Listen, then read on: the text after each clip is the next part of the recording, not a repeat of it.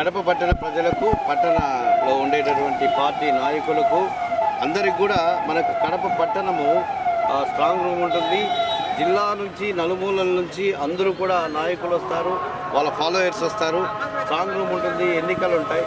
కాబట్టి చాలా 144 ఉంటుంది, 30 పోలీస్ యాక్ట్ ఉంటుంది, election commission of India rules and regulation implement చేయాల్సి వస్తుంది. కాబట్టి ఓడిన వాళ్ళు బాధలో ఉంటారు, గెలిచిన వాళ్ళు ప్రశ్నలు చేసుకోవాలని చూస్తారు. ప్రశ్నలు చేసుకోవడం కానీ గుంపులు కొట్టడం కానీ చేయకుండా మీరందరూ కూడా, మీ మీడియా కూడా మాకు సహకరించి ఎలాగూ ఎన్నికలు అందరం కలిసి ప్రశాంత వాతావరణంలో జరుపుకున్నాము. అదేవిధంగా ఎన్నికల రిజల్ట్స్ రోజు కూడా అందరూ కూడా మాకు సహకరించి ప్రజలు మమేకమై అందరూ కూడా మన కడప పట్టణంలో చాలా శాంతియుతమైనటువంటి వాతావరణంలో ఎన్నికలు జరిగాయని చెప్పి ఎన్నికల కమిషన్కు మన ద్వారా తెలియజేసుకుందాం. ఈ మెసేజ్ని మన జిల్లా ఎస్పీ గారు సిద్ధార్థ్ కౌశల్ సార్ తనగా అందరి ప్రజలకు, నాయకులకు చెప్పమని చెప్పడంతో మేమందరం సార్ తరఫున మీకు మేము ఆ మెసేజ్ పాస్ ఆన్ చేస్తున్నాం. థ్యాంక్ యూ అన్న.